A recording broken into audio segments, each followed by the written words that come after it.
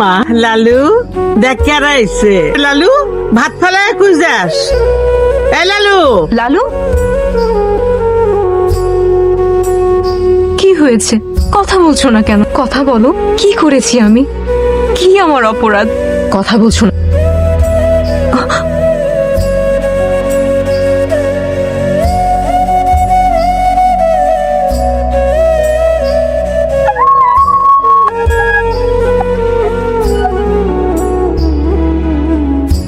আরে মা,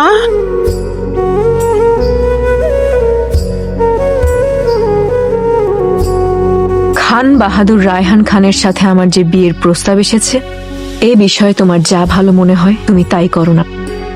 পাহলোয়া